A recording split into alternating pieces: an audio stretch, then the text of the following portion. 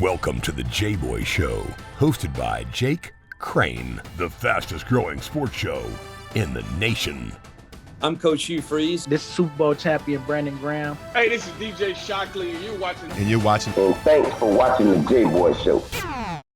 Hey, everybody. Thanks for joining us on another edition of the Jboy Show. Got National Director of Recruiting for 247 Sports, Steve Wiltfong. That's right. The recruiting roundup. It's back like Jordan, wearing the 4-5.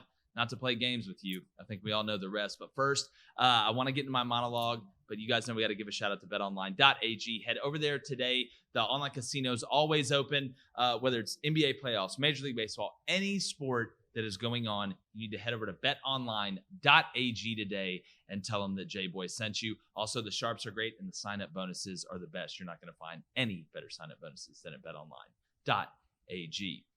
My monologue today, and look, we talk a lot of recruiting. There's a lot of different aspects to talk about recruiting.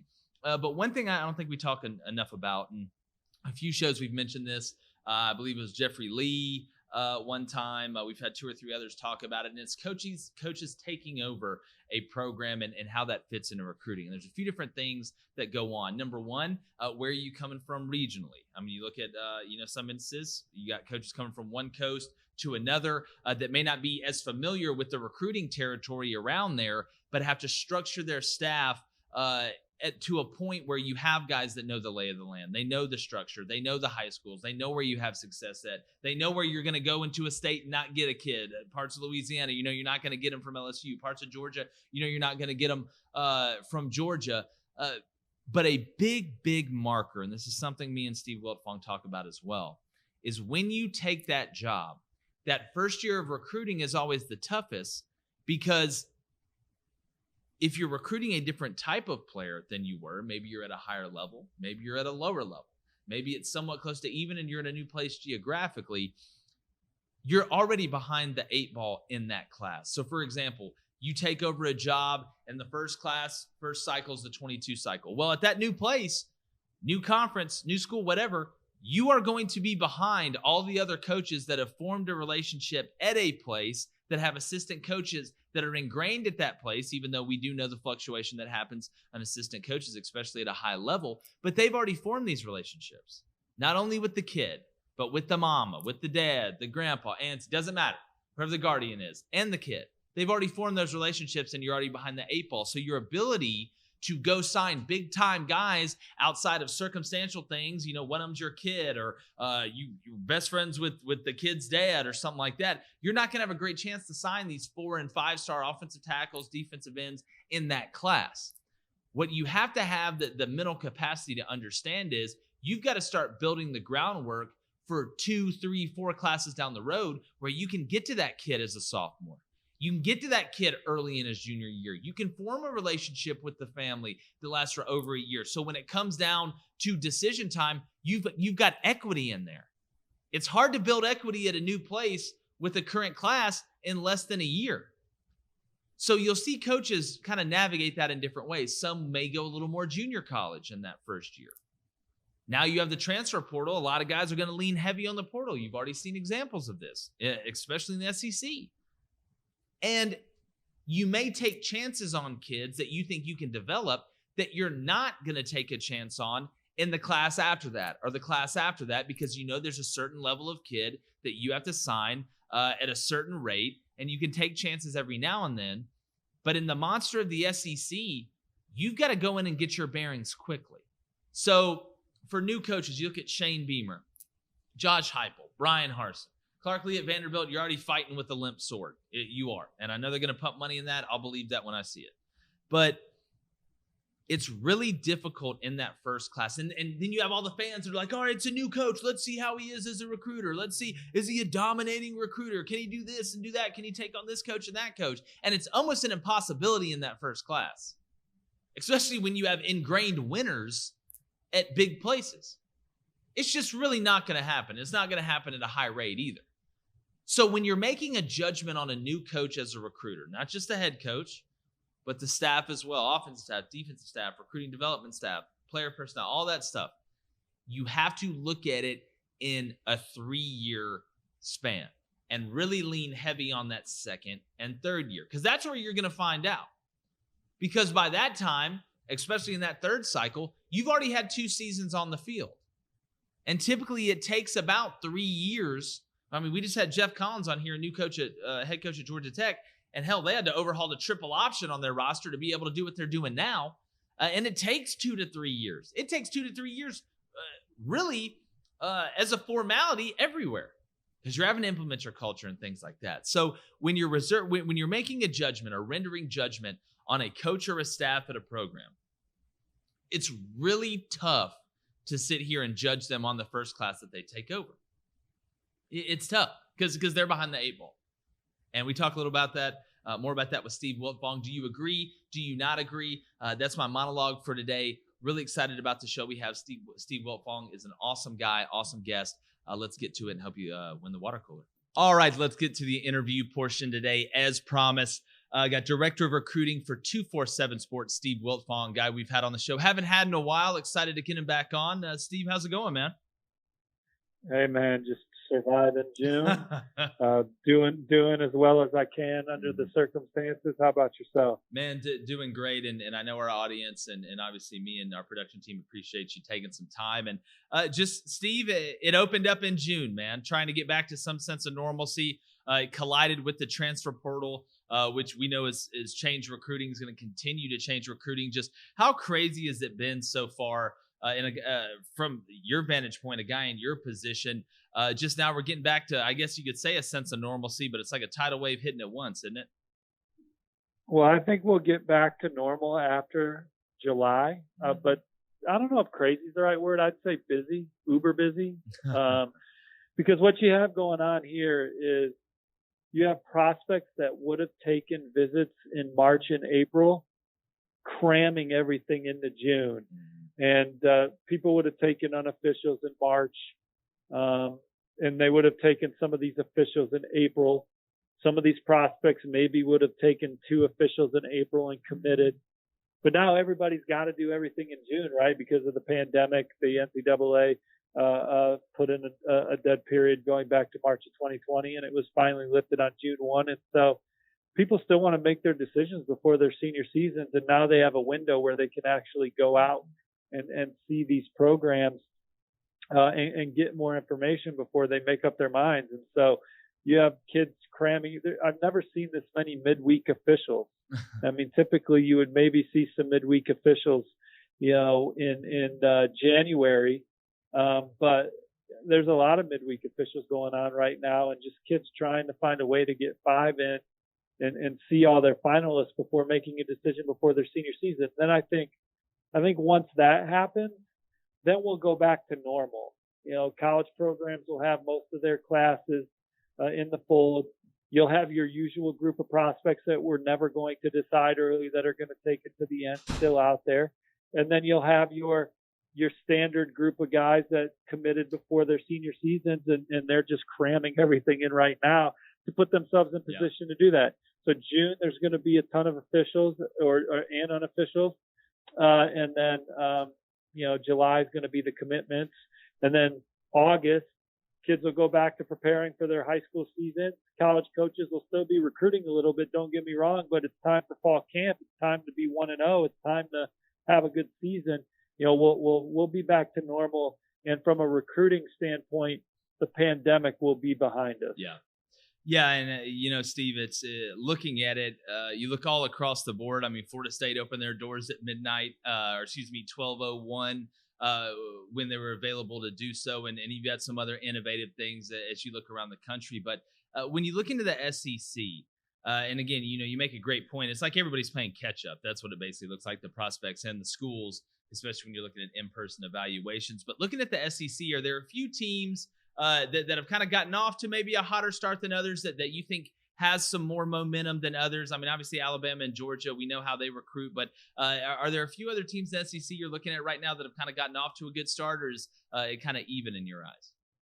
Well, yeah. I mean, I think you look at Texas A&M and they're sitting at number 9 nationally. Jimbo Fisher's tracking for a 4th straight top 10 class. And what they have in the fold already. I mean, this is a class that wouldn't surprise me at all if it's in the top 5 when all said and done. And they have their quarterback, 5-star Connor Weigman, committed, the number 2 quarterback in the country. in the top 247, and a guy that's also a terrific baseball player.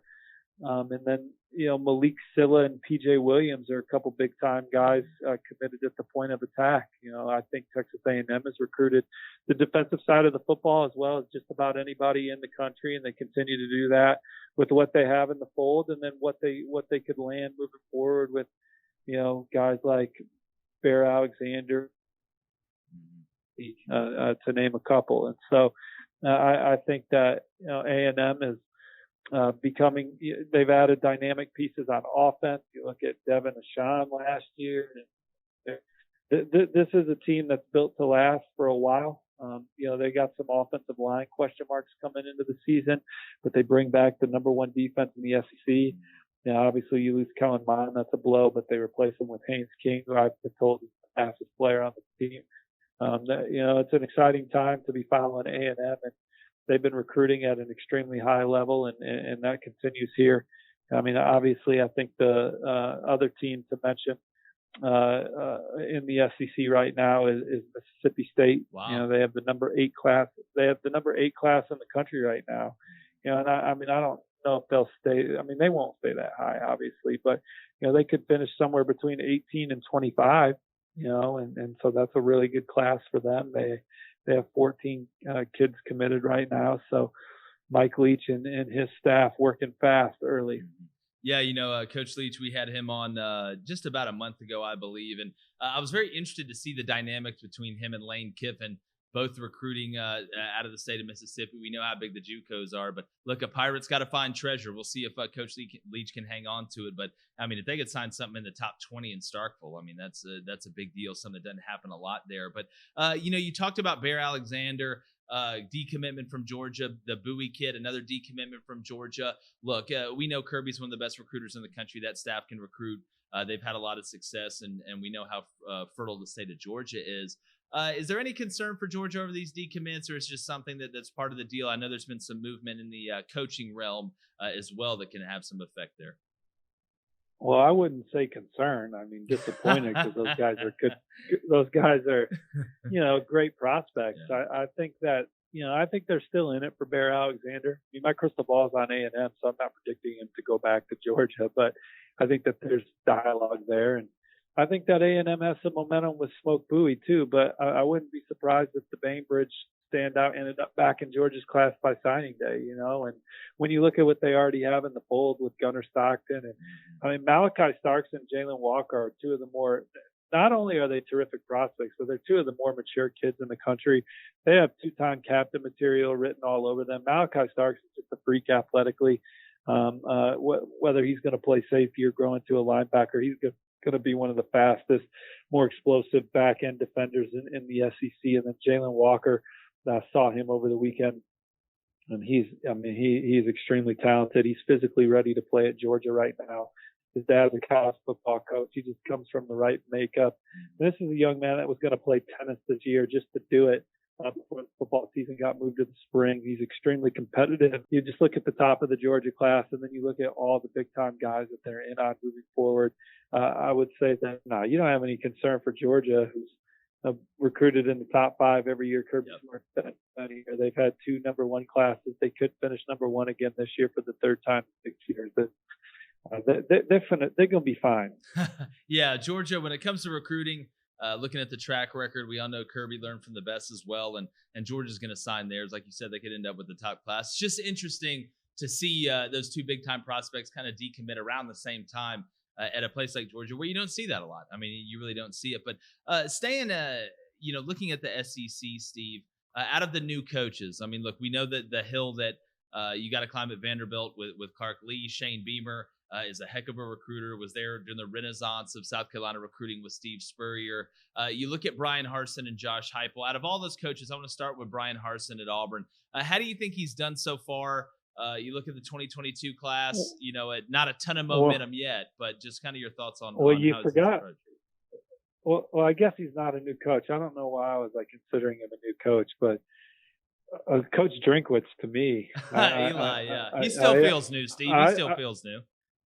Yeah, man, and this is their first time being able to really get guys on campus. They did a really good job recruiting last year. It was one of Mizzou's best classes since 2015, I think, last year, and that was without meeting most of those guys face to face. And now they're finally able to get guys on campus. That Inside the Zoo event had some big time blue chippers on June 2nd or 3rd, and I mean, he's just an exciting guy. I don't know if you've had him on your show, but he's just a fun dude to talk to, and it resonates with recruits and their families. He's just a normal guy that happens to be really innovative on offense and good at this football thing. But Coach Harsin, here's what I know. Like with Auburn, the expectations are to win a national championship. You just fired a coach that the Gus Malzahn. They had some special seasons at Auburn, a 12-2 campaign there. I think that I'm not saying that it wasn't time for a change either, because the expectations, right, are to and you got to beat Georgia, win a national title. You got to beat Georgia. Okay, eventually. Yeah, right. So again, I'm not questioning it. But to win big in the SEC, you have to recruit at the highest of levels. You look at, like, I can even put Florida in this, right? Like, Florida, I think Dan Mullen's one of the best coaches in the country, and he'll maximize the roster that you give him. They beat Georgia last year and still lost 4 football games. I mean, like, to win in the SEC, you have to recruit elite guys. So you can finish with the 8th best recruiting class in the country, and that's still 6th in your league. Yeah. And so, yes, you can find guys that weren't ranked high and develop them, and they can be highly drafted here and there, but you're just not going to outsmart your peers in the league and outsmart the recruiting rankings to a point where you're going to win a national championship. And that's the expectations of Auburn. So if I'm judging Coach Harsin, I think that they have 3 good players committed. I think Powell Gordon is a fun football player. I think Jarrell Stinson's a guy that's coveted by other teams in the league. And I think Holden Garrett is a quarterback with a lot of promise. Yeah. But Auburn needs to be recruiting top 10 classes under Coach Harsin. And then you get the development piece and all of that involved in it also. That's the expectation. That's, firing Gus Malzahn. That's what tells me the expectation is in the Plains. Yeah. And you agree with that? Oh yeah. Well, again, you look at it and understanding, I mean, I think most Auburn fans will tell you, and I want to ask you about Holden Garrett. I think most Auburn fans will tell you, the expectation is to win championships and to have a chance to win the championship. The thing with, Malzahn is he beat Nick Saban a couple times, but you never made a playoff. Never won a national championship, really handed FSU the national championship going into the first half.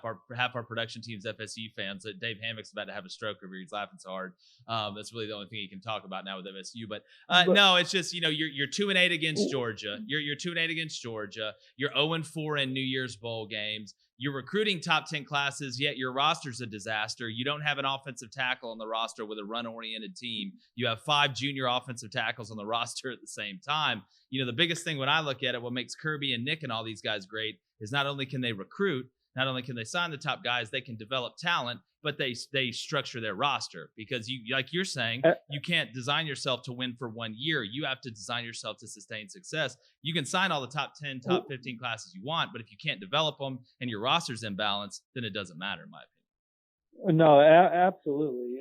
And so when you look at Auburn and where they're at with this class moving forward, and you compare it to who Alabama's in on, and you compare it to who Georgia's in on, it's not even close, and who A&M's in on, and who Florida's in on. Florida could have a really good class this year. I just going on the everything you said is, but Auburn has proved recently that they can win a national title because they did it. Oh, without a doubt. And so they so that's the expectation standard I'm holding Harsin in this new staff to. And I look at the guys that they're in on right now, and I just, time will tell, but they're not in on the same caliber of guys that the teams that they're going to be trying to beat are in on. And maybe they're out evaluating and they'll out-develop. But I mean, Steve, you know that's tough right there, brother. You're right. Yeah, you're right. Nick Saban, I mean, no one puts more time into evaluate. I mean, like people say it's easy to recruit at Alabama. They just offer who they want and they get them. Well, they take the right guys. Yeah. They pass on some really good players. I mean, like, you're right. The line is long at the Roxbury, man. And they handpick who gets to come in the club. Yeah, the Roxbury, we're going to make the inside look like the outside and the outside look like the inside. That's such a great movie. Not at the Roxbury, you haven't seen it. But Steve, you're exactly right. When you're able to not only have the ability to sign the top guys, but you recruit the right guys. And I talk about culture and fit all the time. And this is something that I know you've talked about, and it's a big part of evaluating. And I wish sometimes fans could see the recruiting evaluation sheets, just how in-depth some of these things really are. We talk about analytics, but Steve, but before we move on, I do want to ask you just a couple more questions on the West and Auburn specifically. With new coaches coming in, and I talked about this in my monologue, and this is something you've seen a ton of in the business that you're in. As a coach that comes in, let's say Brian Harsin coming into Auburn when he did, you're almost behind the 8 ball in the 2022 class already because, forming those relationships, especially coming from Boise, Idaho down here, even though some of his staff is familiar with the area. Do you think it's something where you've really got to just try and go all in on the 23 and 24 classes where it's more of an even playing field and it's almost a wash in that first year? What's kind of your modus operandi on the first year of a head coach taking over? Because that's always the toughest. Well, certainly, he's going to have an opportunity to get his foundation in there, and he's got his coaches in there, and get his culture set, and then we'll see how that speaks to kids in 2022 and 2023. And obviously, there's some talented 2023s that have already emerged in the state. It looks like a pretty damn good year. I mean, Peter Woods and James Smith, those guys are special in my opinion.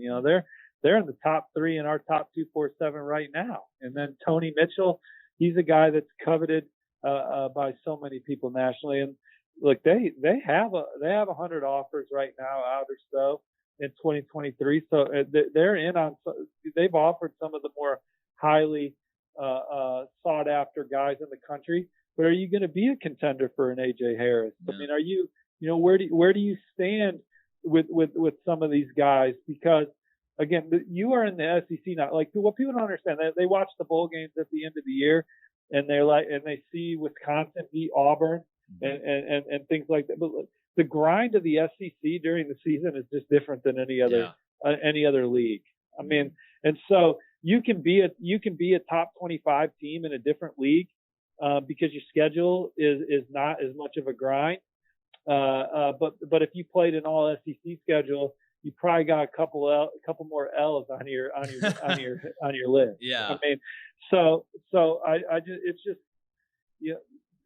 the size at the point of attack, the athleticism, it's just different from a depth standpoint across the board. Mm-hmm. And so, I'm interested to see how it comes together at Auburn.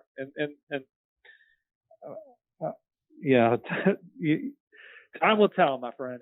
Without it, it's the great evaluator. Time is the great evaluator. But speaking about evaluating, if you're trying to get your son, daughter, if you're the parent, guardian, you're the prospect yourself, you're trying to get yourself evaluated, you need to download the Dynasty U app today. It's from the Google Play Store, anywhere you get apps. It's like LinkedIn for recruiting. It's easy, it's concise. Coaches are able to see it. You're able to see it. Easy to navigate. GPA, highlights, anything you can put on there that you want to send to a coach instead of emailing them 20,000 times. That's the Dynasty U app. Download it today while it's free wherever you get your apps. Great product, a great idea. Shout out our buddy Ziri over there. Just a fantastic idea. Download that today. We're here with Steve Wiltfong, Director of Recruiting for 247 Sports, getting back into the swing of things. Always love when Steve comes on, does a hell of a job. Going to let him plug where he's at on social media. He's all over everywhere and busy as hell this time of year, especially now that it's back open. And Steve, I do want to talk a little bit Alabama recruiting here as well. Bringing up, how well they've done, the success, and all the early enrollees they had on the offensive line that look to play this year. When you look at this class for Alabama, are there a few guys out there right now that you think may be close to popping to Alabama? Is there somebody, maybe under the radar that people aren't really looking at? I've got Denver Harris heading there, and I know that's probably not a shock to anybody. Just Alabama right now, your overall evaluation. Probably good. Yeah, I mean, like, Alabama's a school that, like, as long as they're a finalist, they have a chance, right? And I agree. I like where they stand with Denver Harris. You know, I think that they're in a good place for Shamar James. I always mix up my Shamars. There's a bunch reason. in this class too, for some reason. Yeah, but Shamar James, you know, Curtis Perry. Have you watched his film? Man, he's a freak. My question is his grades, Steve. I don't know how his. Now look, you know as well as I do. You know, sometimes that gets fixed, but that kid is a monster, man. That kid is a monster. I mean, but obviously, you know, you look at, like, here's Kevin. You take a guy like Kevin Coleman, who I think Florida State's in a good spot for. But if he hasn't been, when you visit Alabama, anything can change. Anything can happen, right? You sit down in front of Coach Saban, or you sit with their staff, and you see what they have to offer. I mean, Alabama's one conversation, one visit away from completely changing a recruitment if they don't already lead coming in. And so, if they're a finalist, they can get they have a chance to get whoever stepped on their campus. So there's a bunch of Florida buzz around Walter Nolan right now. He loved his visit, loved his time with the players. If he comes back to Alabama, I mean, they love the atmosphere at the Alabama spring game. You know, you look at Zach Rice. We talked about Denver Harris, Jeremiah Alexander. Evan Stewart wants to take a visit. Eni White's coming off a great trip to Georgia, but you know, we all saw that video of his conversation with Nick Saban that went viral. You know, Terrence Brooks is a consensus top 100 corner from Texas that they're definitely in a good spot for, near the top of the list. Anthony Lucas, I think, is just an absolute freak from the West, like 11.5-inch hands, just a massive human being. I mean, he's 280 pounds, almost 6'5", can play across the front. He's already visited. He had a great visit with A&M and Notre Dame, but he's going to go visit Alabama. I mean, Earl Little, they're trending for on the crystal ball. Wouldn't be surprised if they turned it up for Justice Finkley. Barry Brown's one of the fastest receivers in the country. Jake Taylor looks like they've made a move with him as they battle Oklahoma and Notre Dame. I mean, whoever they want, they got a chance, man. Yeah, it's just the truth.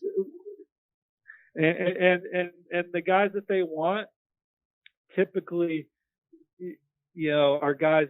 I mean, you look at their percentage. I think we had a stat. 24/7 Sports had the stat where it was like 58% of his 5-star gets go in the first round. Like, just get drafted, go in the first round. I mean, so they pick the right guys and develop them right. I mean, it's not just they get the best players. Man, they're not reading our rankings over there in Tuscaloosa. No, they're evaluating themselves, and they pick the right guys, and they get most of them. And the schools that get the ones that they don't get have the best chances of beating them. Yeah, no doubt. I mean, there's a reason Saban hasn't been beaten by any of his assistants, and so much more goes into it than just being able to get off the snap or being able to catch the ball, especially when you're in that environment, that culture they've created over there, where, you know, it's a true professional environment, and you either conform or you get out and you blend that with some of the best athletes across the country, and you tend to get a winner. Players love it. I mean, they love being They want players. it. They want to be coached. Great players want to be coached. Yeah, and so when the recruits come there and visit, they get a good feel from the players on campus of what it's like, and that makes the recruits want to play there. It's what, obviously Coach Saban is a tremendous closer, but I mean, there's a lot of other parts of that operation that make Alabama extremely attractive for these elite guys, and the other component is the players, current and past, that talk about the great experience they have and, you know, the badge of honor of playing there. And hell, you hear Landon Collins talking about how the practices were harder at Alabama than they have been where he's been in the NFL. I mean, but he loved that about Alabama. You know, I mean, like, it wasn't like he was complaining about it. It was what he signed up for. It's what he got. It put him in the position that he's in now. And, you know, that's what all these other young men are looking for. And that's what Auburn's up against right now. And, you know, again, Gus Malzahn, he did not achieve the expectations of the program. His best season was his first one. 2017 had some exciting times. He had some teams in the top 10 every year, if I remember correctly, and they never were playing. They didn't achieve what they were looking for. But you got Auburn is they don't. You're in the same state as Nick Saban, who just signed an extension. You have to go out and get some players that can give them hell. And I did think that Malzahn did that. Yeah, and getting him there, like you said, developing him, it's all encompassing, and that's what separates Nick Saban and those guys. But Steve, before I let you go, before I let you plug your stuff, I got to ask you something. I talked about this with the new playoff. I'm not a huge fan of it expanding to 12 teams. I thought it should have been 8. But do you see the expansion of the college football playoff maybe opening up a little bit of parity in recruiting for some of these linemen that, we look at the teams that dominate, they tend to get the best linemen, of having the ability to have, multiple teams or more teams in the playoff, more of a chance to get eyes in front of scouts from different areas other than really the 5 or 6 schools that have been there and over time, not drastically. Maybe, but I still think like you look at recruiting, players want to play for the championships and and get drafted. And so I still think that the teams that have the most success in April also are going to have an advantage. But look, man, like I know, like Alabama recruits well because they put a lot of time into it. Yep. Coach Saban was one of the first to build that staff out and have a lot more people helping with the evaluation process and the recruit. Like it was just a well-oiled machine first, right? But I mean, like Ohio State, Ryan Day, I mean, they play well because they recruit well, and they recruit well because they work at it. Like Urban Meyer was one of the hardest working head coach recruiters in the country. He hands the baton to Ryan Day, who maybe doesn't have the same personality as Urban, but he has the same work ethic. And he works, he's in touch with all of Alabama's top targets. All of Ohio State's top targets. I think A&M, when they're in recruiting meetings, it's the whole staff. The whole staff is in there listening. The defensive guys are listening to the offense go through their thing, and vice versa. So they have a collective feel for, what the mission is together, right? And Jimbo Fisher does a nice job. No one's out working Georgia. Those guys work their asses off. Same with Ed Orgeron, right? So, those schools are at the top of the recruiting leaderboard year in and year out because they work hard as hell at it. When I talk to these blue chippers, who are your best relationships with? Dan Lanning. You're hearing Dan Lanning. You're hearing Elijah Robinson at Texas A&M. You're hearing Coach Belay at Alabama, right? So Christian Robinson, a major up and comer at Florida. You're hearing those names, and so I think that the schools that still put the most time and energy into it are going to be the ones that land the most of the guys they want to land. Yeah, and that's how it should be. That's how it should be. Extending the playoffs not going to change who works harder at it. Yeah, well, shoot, it's like you said, there's not a lot of guys who are going to outwork Nick Saban and Kirby Smart and a handful of others, and again, you add that with the prestige of where they're at, you're going to be able to do what you're going to do. And you got to win on the field too, and that's something else they've done.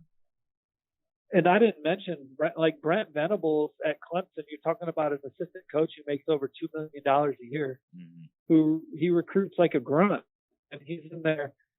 His relationships are authentic. He hustles. His defense can't look the way he wants it to look without the right nose. That's exactly right. He's out there. Clemson doesn't offer that many people, man. Yeah. So they recruit. They have to get the guys they offer. Yeah. They don't. The next wave. They don't. So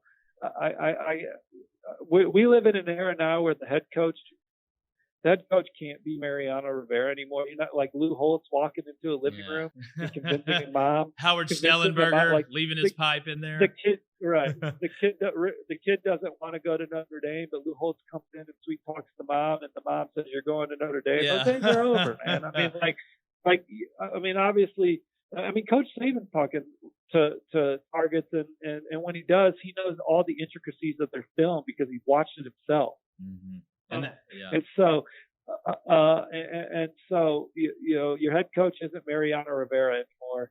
Your head coach needs to be on the recruiting trail, particularly at a school when you're rebuilding it, like he's, you know, Jacob deGrom. I'm out here, I'm starting this thing and I'm finishing it. Yeah, hell You yeah. know? Hopefully he gets better help around him than Jacob deGrom typically gets from the Mets. But it's a great point, Steve. And again, the circumstances kind of dictate everything. And I appreciate you coming on. I know we'll do this again. I know it's crazy right now. Tell everybody where they can find you on social media.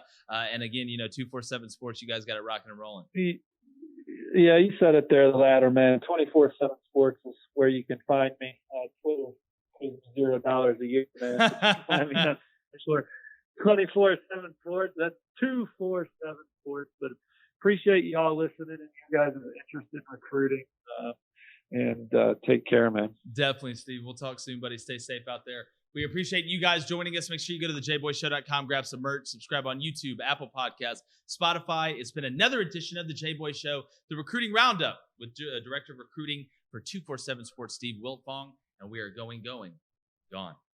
The Jboy Show is produced by David Cohn, Technical Director Dave Hammock, Creative Director David Culbertson, Audio Engineer Feyzan Shareef, Production Assistants Blaine Crain and Kyle Orr, Executive Producers Jake Crain, Vince Thompson, Steve Chamberlain, and David Cohn. Please subscribe to our YouTube channel and visit our website, thejboyshow.com, for updates regarding our newest apparel and merch designs. Win the water cooler with the Jboy Show.